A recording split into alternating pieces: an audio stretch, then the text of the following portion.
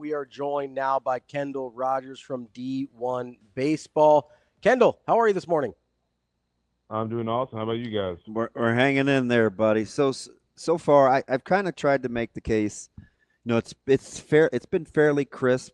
The pace has been Yeah. good, and I get it. A couple of 8-run games, but not super offensive. How much of that do you think is the early rotations, and even with Root, and you come in and with Gak, you get the cut stopper, so you don't get too crazy in the bullpen. But how much of this do you think of the scoring and how it's being played has to do with the pitcher staying on schedule versus these are just kind of the teams that we have here this year, and can this kind of continue? Yeah, I don't think it has a lot to do with the pitchers. I do think it's to some degree it's the type of teams we have here, but also Okay. it doesn't feel like the ballpark has really played beneficial to hitting home runs. The ball's not really carrying very much. Even frankly, even to the corners, it's not really carrying a ton. I mean, you have to kind of keep it low and really put a pretty good barrel on it. There were a couple of hits yesterday's Louisville Arizona game that kind of went in the gap, and you're thinking like, oh man, off the bat, like that's going to travel, and it didn't really Yeah, travel. what was the So, one? It was uh, 111. It was 111 off the bat velo, and it was not quite a can of corn. He ran it down kind of just in front of the tracks, and I was like, "Wow, really?" yeah, exactly. So maybe it's just the elements a little bit. I mean, hopefully it changes. 'Cause I kind of feel like last year's World Series was like the opposite of this from a power standpoint. So, maybe things kind of change on a whim as we get a little further into this tournament. Little cooler weather too. I mean, relatively speaking, it's all Yeah, relative. So, I guess we'll see. I just prefer cleaner games, and I don't know why I associate yeah. clean with lower scoring, but it seems like that's kind of how my mind works. Yeah, I mean, if you look at some of the games so far, Arizona's a prime example. I thought Arizona, frankly, the two games played sloppy. I thought they made some iffy decisions in terms of when they were bringing guys out of the bullpen. Mason White really struggled yesterday. They just made some boneheaded mistakes, over the last couple of games. I'm But yeah, still there have kicking been. myself over Carolina, man. I'm like, wow, this team beat Carolina. Yeah, exactly. That's college baseball, though, right? I Yep. mean, not Yep. only that, but they lost the first game. What was it, 18-2, and they came back and won that series. So Yeah. just goes to show you that I mean, it just depends on the weekend. It really does. Kendall, as we're sitting here, we've seen obviously a few Hmm. days worth of games so far. Who have you been most impressed by in the opening weekend of the College World Series? Coastal Carolina. I mean, that's a really good team. And what I was talking to somebody about this last night about Coastal, and it's kind of funny. I saw the 2016 team in the Hilton lobby. They're all here supporting this team, which I think, by the way, is really cool. But somebody asked me like, "Hey, how do you think this team compares to the 16 team?" I said, "Hey, here's the thing. I said the 16 team was a true kind of Cinderella kind of team.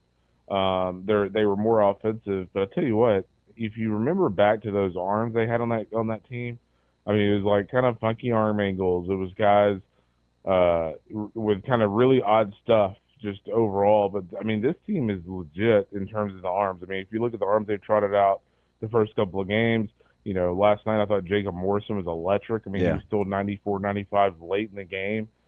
Just nasty overall stuff. He kept a really good Oregon State lineup off balance. So I think Coastal and just the way they've gone about it. I mean, that is not a team who was just satisfied getting Omaha. That is a team who, after they beat Auburn, thought they were a national champion. And right now, it's hard to bet against them at this point. I mean, they've won 25 straight, and to win 25 straight at this juncture of the season is pretty insane. So let me ask you something, because Ravi is kind of infatuated with them pre Yeah. getting here, and he's a big Schnall guy. And should he get more credit? People talk about what he inherited, but should he get more credit for kind of their style of play? And they play exactly how he interviews. Like their temperament is pretty Yeah. dialed in. Yeah, I mean, last night at the game, I don't even know what publication it was. We have not done our All American team, so it definitely wasn't us. But somebody didn't have Jacob Morrison on like any of their three All American teams, which I don't know how that's possible. But like he just went off on that, like right after winning the second game of the College World Series, and you're right. I mean, that's kind of just the way they are, and it's not in a. I don't feel like he he does those things in like a rude way. It's just in a, hey, I'm going to fight for my kids. And, like players, respond, they react to that kind of stuff. And so I just think they're one of those teams that, they're really good. They're really talented. They have one of the best catchers in the country in Caden Bodine, behind the plate. And they're playing like a team who expects to be doing what they're doing. It seems like the word I would use with Schnall is it seems like he advocates for his program and for his guys, which he definitely does that. Which you have to do that at a place like Coastal. Yeah. And I think that's the thing I appreciate the most is just because you don't always see coaches do that. You don't see coaches bus roll their guys very often, but like that dude seems like one of his first priorities to advocate for his players in his program, and I don't know, that resonates with me. No, it does, and the thing is, I've known Kevin for since his UCF days as an assistant, and he's always been one of those guys, even with us, off the field, like he's advocating and kind of fighting for his guys. Now he's not, calling us out, but I mean, he's, hey, keep an eye on this guy, or hey, as you guys are doing All-American teams, think about this kid. So, I actually really appreciate that. I do think at a place like Coastal where you have Clemson and South Carolina down the road, North Carolina not that far away, NC State, et cetera, you've got to do that. You've got to do some things that are a little bit out of the norm of like an SEC or ACC school.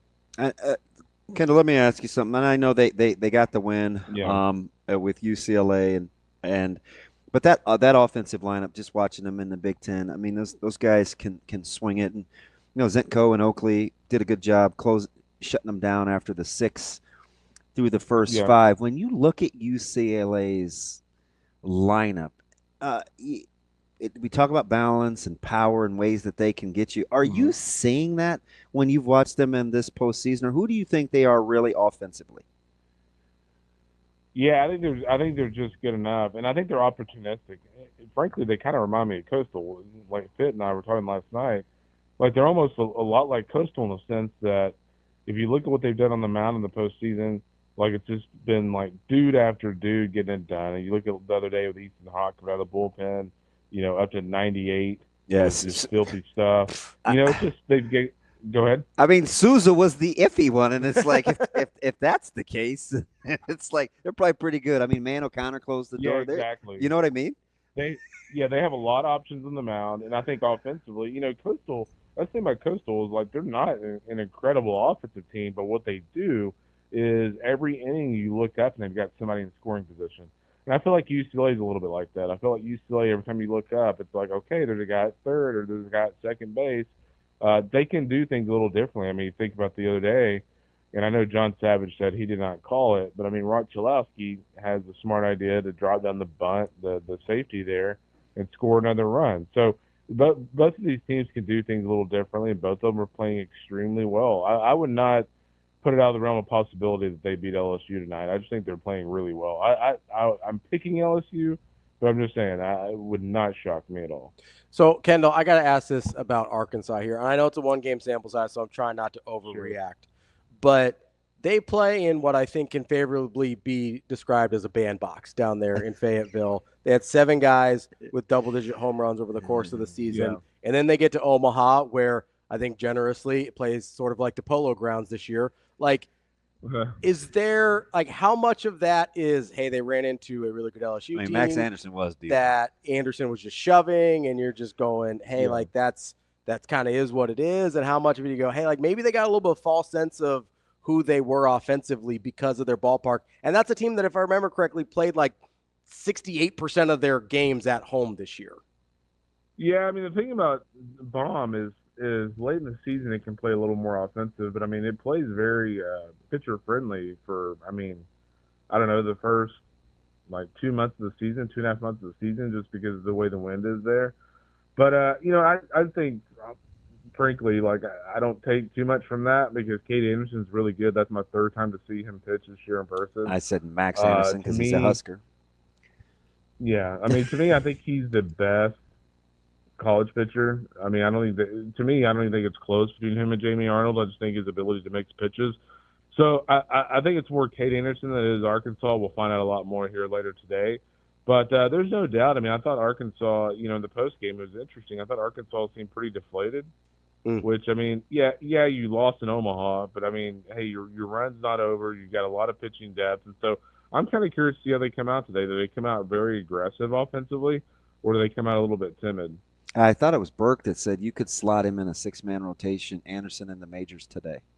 I thought that was Yeah, I would interesting. do it. I, Yeah, I absolutely. I thought that was interesting. And I mean, but I could see where Arkansas was discouraged because I mean, LSU left 8 on base. Arkansas wasn't even getting on base. I mean that was a shutdown to the fullest. I think for what that crowd was expecting.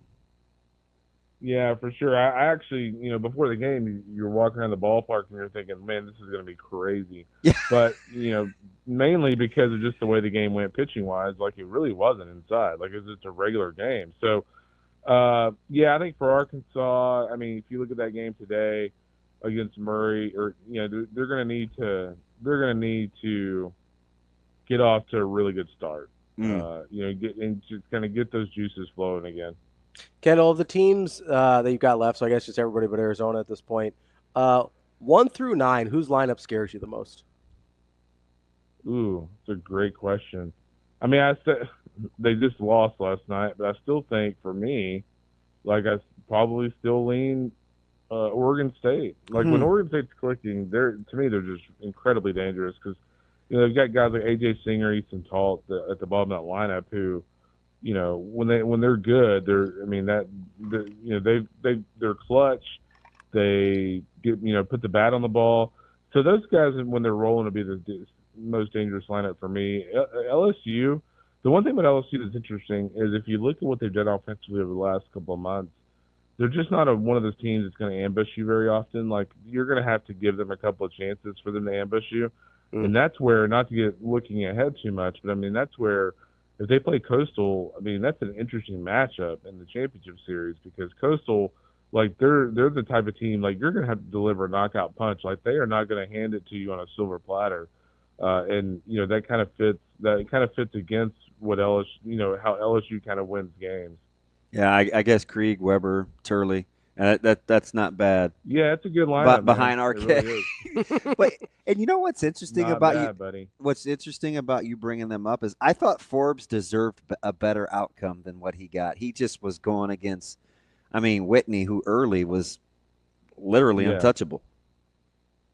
Yeah, there's no doubt. I mean, in Louisville, I mean, I'll give them some credit too. I mean, that's an interesting lineup too. It took them a while to get going yesterday, but Zion Rose and Eddie King Jr. and Tay Davis, a really talented freshman. I mean, that's a scary lineup too when they're gone.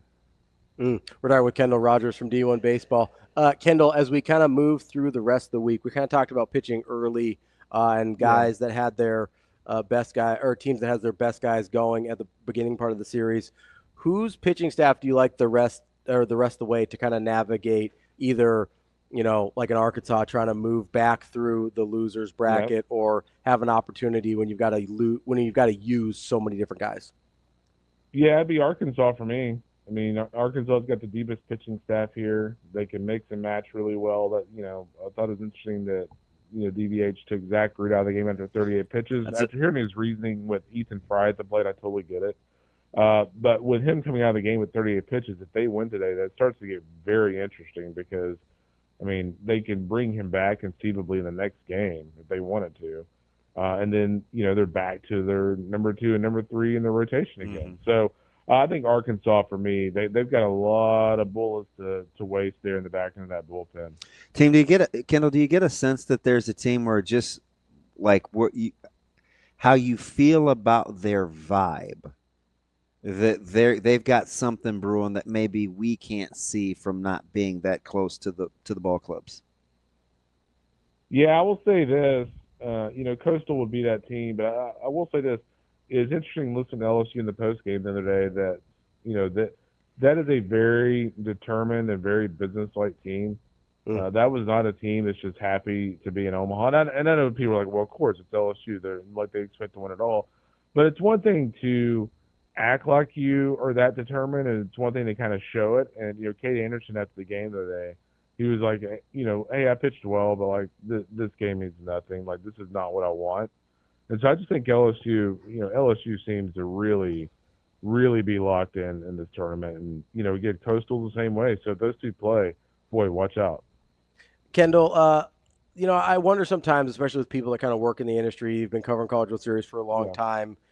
Is there a part of you that still allows yourself to sort of get caught up in the sentimental stuff? Like I'm watching Dustin Mercer in this press conference talk about this is baseball heaven, and I never felt famous until I got here, and like it kind of, I don't know, like it tugs at you a little bit. Like obviously you do this for a living, so you see a lot of that kind of stuff. Like how much impact does that still have on you outside of just the baseball stuff, but the sort of the personality and emotional things? Yeah, I love it. I mean, I'll just, not to make it about myself, but even personally when I come here, like it's always I'm like probably one of the only few people in the world that get off the plane at Eppley Airfield and go, "Oh man, this is awesome." Yeah. You know what I mean? It's not like a slight at Omaha, but like there's not many people that would say that. And so, whether it's that or, going around the old market or, you see the same people that you've seen here for 20 years, the guy at the elevator, the older guy at the elevator, it's like I told him the other day, I was like, man, I'm really glad to see you because it's like, that's an old dude, So I mean, he's been here since this place opened. Yeah. And so, it's those things for me. It's just all the people that I've seen here for so long. I mean, heck, talking to you guys during this World Series, it's always really cool. And for those players, I love that stuff because at the end of the day. And coaches get caught saying this a lot, and I get fans probably roll their eyes, but they say, hey, there's only one team that's going to leave here happy, and that's the team that wins the national championship. I don't really think that's true. I think every team that gets to Omaha should feel pretty happy and pretty proud of what they've accomplished, and it's cool to see guys like Dustin Mercer kind of lean into that a little bit. Kendall, I'm going to get you out here on this. I told Ravi, listen, I'm from here, so I've seen this a ton, and since its inception at the ballpark in the 11-12 season. Does it seem, and maybe I'm pitting against the field because there aren't any repeaters from last year, but it seems like there's more people here. I don't know how you could actually count, but are places that you normally, as a creature of habit, does it seem like there's more people here than normal? It feels about the same. Does it? But Okay. I will say this, typically at the Hilton where we stay, we typically have last year was A&M, the year before that was LSU, Mississippi State before that. So the lobby is typically packed, but like Coastal, with their fan base size, you're thinking like, okay, well, it'll be a little calmer down there this year. Not exactly. There's so many Coastal people up here. So he said that in the opening segment too. There's like so that many was the Coastal first thing that people stuck here. out to him. Was There Coastal. were a lot of Coastal fans down there. So, maybe it is one of those things where some of these other, schools like Coastal are bringing a few more people than usual. Obviously, teams like UCLA and Arizona had rather small crowds, but everyone else seems to be pretty well represented. And Oregon State, by the way, travels exceptionally well out here too. That's our guy, Kendall Rogers, D1Baseball. Kendall, we appreciate the time as always. Enjoy the rest of the week. You got it, boys. See you soon. Thanks, KR.